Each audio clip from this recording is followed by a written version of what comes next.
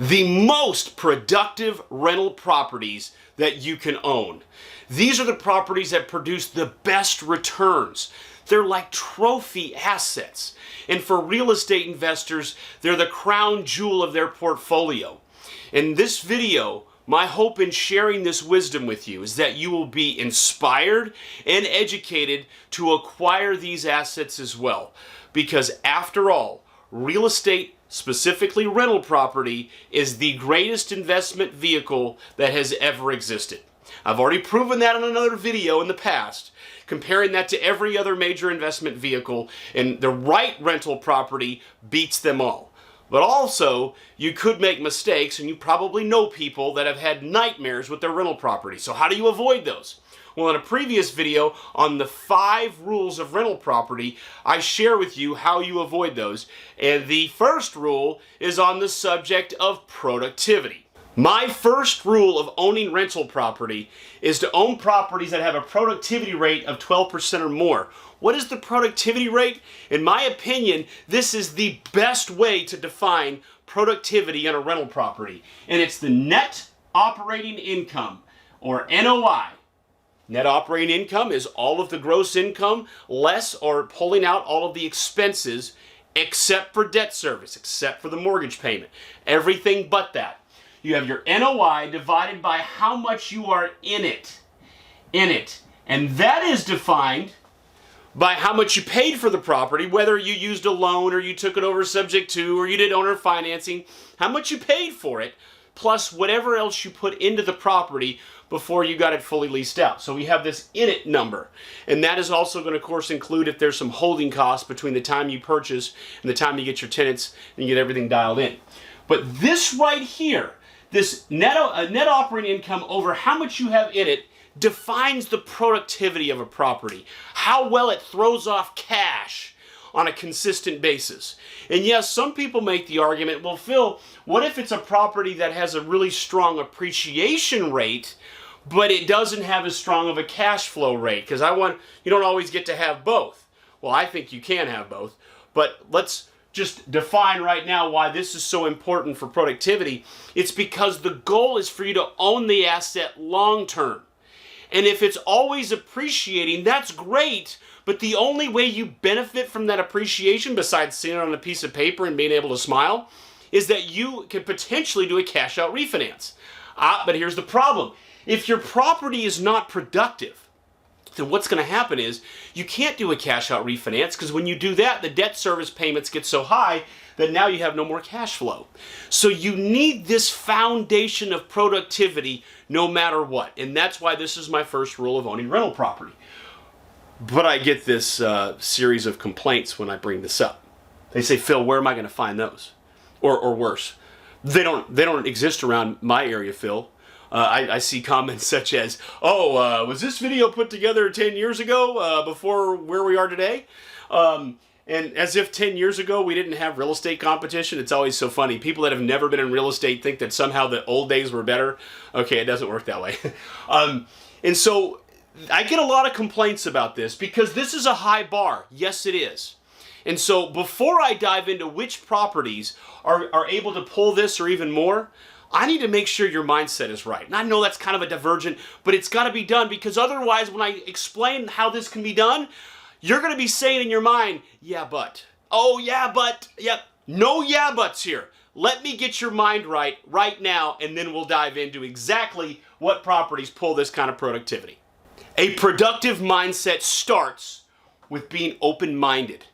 There's so much more out there than you could ever imagine. There's so much more to our world. And so often real estate investors get tunnel vision and they don't realize some of the great opportunities right underneath their nose. I feel like every day I see deals that I'm like, wow, I've never seen that before. And some are right there in front of me. So you've got to be open-minded. You also have to be unrealistic. Who has ever done anything great in history being realistic? Why settle for being realistic? You've heard the old Henry Ford phrase, whether you think you can or you think you can't, you're right. So be unrealistic. You also have to think excellence as opposed to mediocrity. Why settle for mediocrity? You only live once. Try to do as best you can in this broken world. Why settle for lack when you can be excellent? And here's the bigger problem. It's mostly because people argue their limitations. So they argue why they can't do something. I see it all the time. They're arguing their limitations to me, and we're already doing those deals in their marketplace. And I'm like, why won't you just stop arguing your limitations? There's so much more out there. There's so much more you can do. There's so much more excellence you can achieve if you just focus that way. In fact, if you've never seen that comedy skit with Bob Newhart where he's a psychiatrist, check that out. And that's where the phrase "stop it" comes from. And that's what I mean when I hear someone start arguing their limitations. My first reaction is just stop it, stop it. Okay, so focus on excellence. It's going to take some work. As Thomas Edison said, and I may be paraphrasing here, like all great opportunities, it's dressed in overalls and looks a whole lot like work.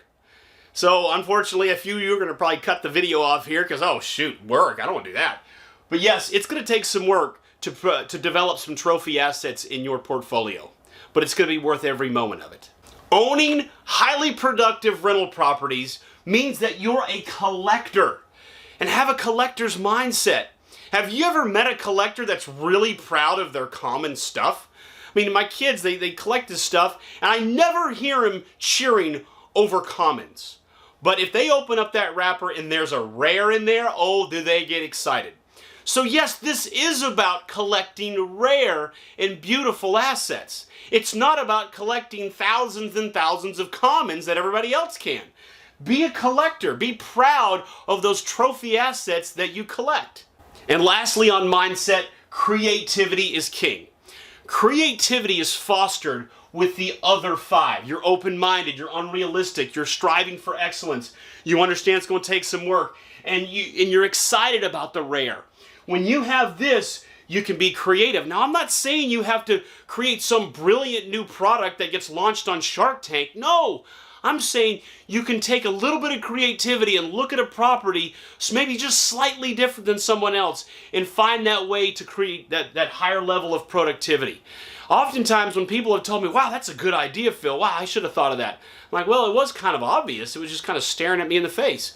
These are not earth-shattering ideas. What I mean by creativity is being flexible enough to see how you can make a little bit more money with that deal, where you are able to increase the rents, but it helps the tenants as well. It's a win-win for all parties, and don't think it has to be earth-shattering. It can be straightforward and simple. Afterwards, you can look at it and say it seemed like an obvious idea, but yet you were still being creative. Creativity is king in being able to produce the highest levels of productivity. All right, so the moment you've been waiting for, properties that can produce 12% or more productivity. All right, well, these are not going to be wrapped in a bow. They're not going to be perfect and pretty. I'm not about to throw you on some bus to go on some tour to look at some turnkey properties. None of that mess. No, these are properties you're going to have to work for. They may not be beautiful and perfect when you first get them. You may have to improve them.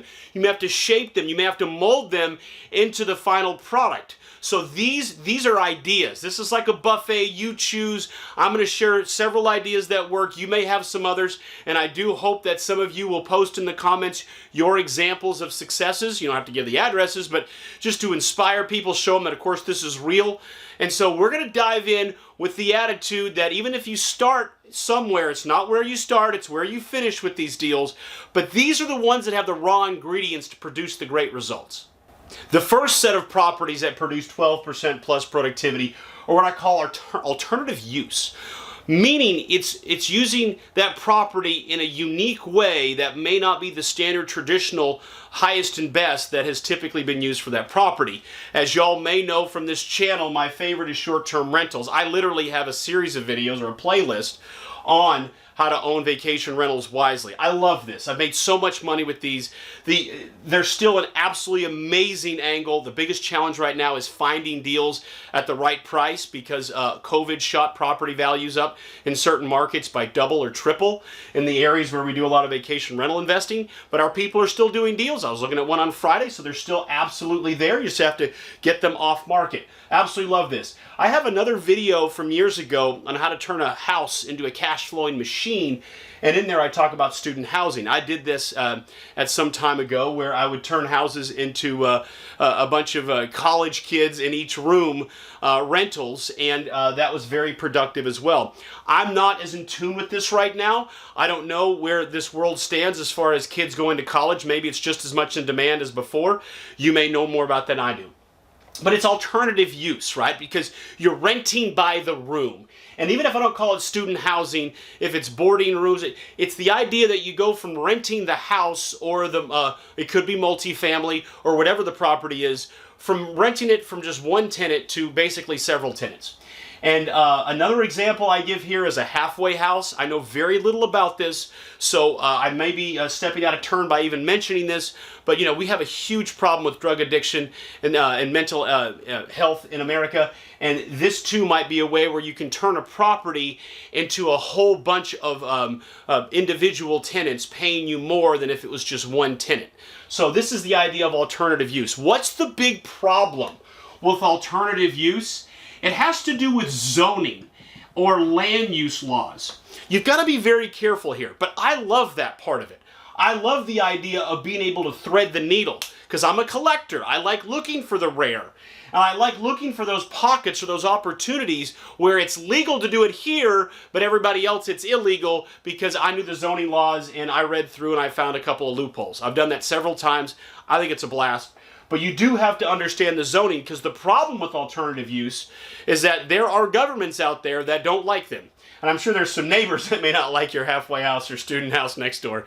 So you do have to make sure you follow the laws and you know them as good or better than the government.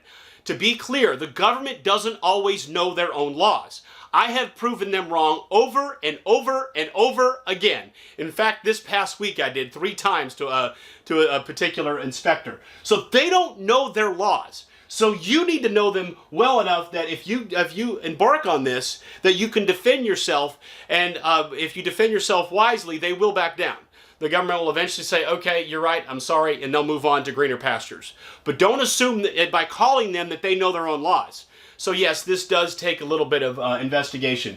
My favorite, of course, is short-term rentals. This has allowed me to take properties that if I rented it for, let's say, $1,500 to $2,000 a month, I'm able to gross $6,000, $8,000 a month as a short-term rental and produce absolutely extraordinary returns. 12% is a minimum, and I do a whole lot better on many of my short-term rentals.